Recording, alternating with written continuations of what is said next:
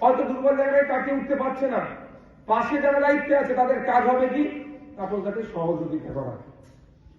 Competition থাকবে, কিন্তু এই কম্পিটিশনটা অন্যদের মতো কম্পিটিশন নয়। কম্পিটিশন সহযোগিতাও যেমন করবো তেমন একইভাবে আমরা কম্পিটিশন করব। কারণ কিন্তু আমাদের লক্ষ্য কিন্তু অনেক অপরে, সেটা হচ্ছে কি পার্লামেন্টের মধ্যে এমন জনপ্রতিনিধি পাঠাতে হবে যে জনপ্রতিনিধি 2021 সালে আপনারা ভাঙড় থেকে পাঠিয়েছেন, একটাতে তাদের মাথা ব্যথা হয়ে যাচ্ছে। আমরা বারাসাত থেকে যদি এমন জনপ্রতিনিধিকে পাঠাতে পারি, জনগণের জনপ্রতিনিধি যাবে যে মানুষের কথা বলবে, বিভিন্ন সময় বিভিন্ন এতে পার্লামেন্টে যেভাবে 370 থেকে শুরু করে, তালাক থেকে শুরু করে, কৃষকদের বিরুদ্ধে বিল থেকে শুরু করে, যেভাবে জনবিরোধী বিল একের পর এক বিল পাস হয়ে যাচ্ছে, আর যাদেরকে আমরা আমাদের রাজ্য থেকে ভোট দিয়ে পাঠিয়েছি ইভেন সিএ পর্যন্ত, তাদের ভূমিকা কি ছিল?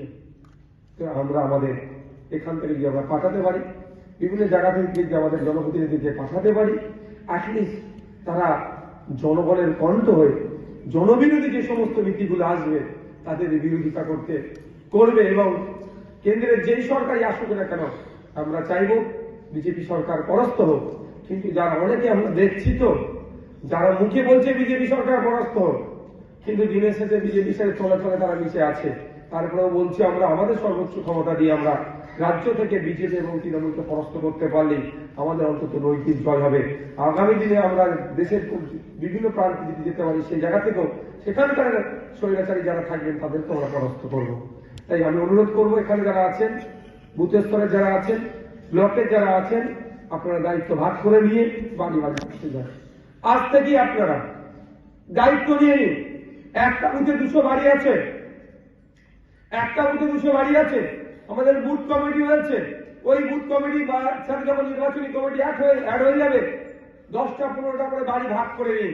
ওই 10টা 15টা বাড়িতে আমাদের চিন্তা ভাবনা, আইডিওলজি, আমরা কি করতে চাইছি, কেন আমাদেরকে ভোট দিতে হবে, 10টা করে বাড়ি ভাগ করে নিন। ওই 10 জনের বাড়িতে এখন থেকে নিয়মিত আপনারা যোগাযোগ করতে থাকুন, নিয়মিত আমাদের চিন্তা ভাবনা তাদের কাছে পাঠান। আর এই বিজেপি তৃণমূল তথা বিজেমূলের যে বাইনারি হচ্ছে সেটাও তাদেরকে জানান, তাহলে তারা বুঝতে পারবে যে আমাদের কাকে ভোট দেওয়ার প্রয়োজন আছে। আমরা তো বুথ দখল করবো না, আমরা তো ভোটারদেরকে টাকা দিয়ে প্রভাবিত করবো না, কারণ এগুলো গণতন্ত্রের পরিপন্থী, সংবিধান বিরোধী কাজ। সে কাজ আমরা করবো না। আমরা মানুষের কাছে একবার নয় একাধিকবার যাব, একাধিকবার গিয়ে মানুষকে উৎসাহিত করব, মানুষকে বলবো আমার ভরসা, আমার বিশ্বাস আপনারা যদি মানুষের কাছে পৌঁছাতে পারেন, মানুষকে যদি বলতে পারেন, সাথে সাথে এটাও বলবেন যে সমস্ত পঞ্চায়েতে আমরা জিতেছি, পঞ্চায়েত নির্বাচনে, স্তরীয় পঞ্চায়েত নির্বাচনে আমরা একটা কথা বলেছিলাম, আমরা কাজেও সেটা বাস্তবায়ন করছি, যে পঞ্চায়েতের মেম্বার মানুষের দ্বারে দ্বারে গিয়ে পরিষেবা প্রদান করবে তার ইখতিয়ারের মধ্যে। ঠিক একইভাবে আপনারা বলবেন, দায়িত্ব নিয়ে বলবেন আমাদের এমপিকে আপনারা, আমাদের ক্যান্ডিডেটকে আপনারা জিতিয়ে এমপি করে পাঠাবে।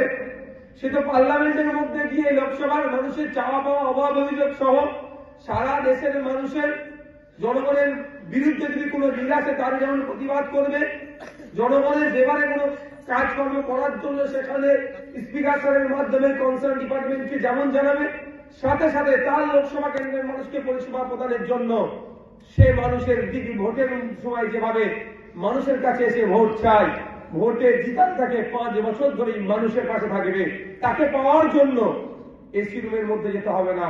আমাদের ক্যান্ডিডেটকে এমপি করলে ক্যান্ডিডেট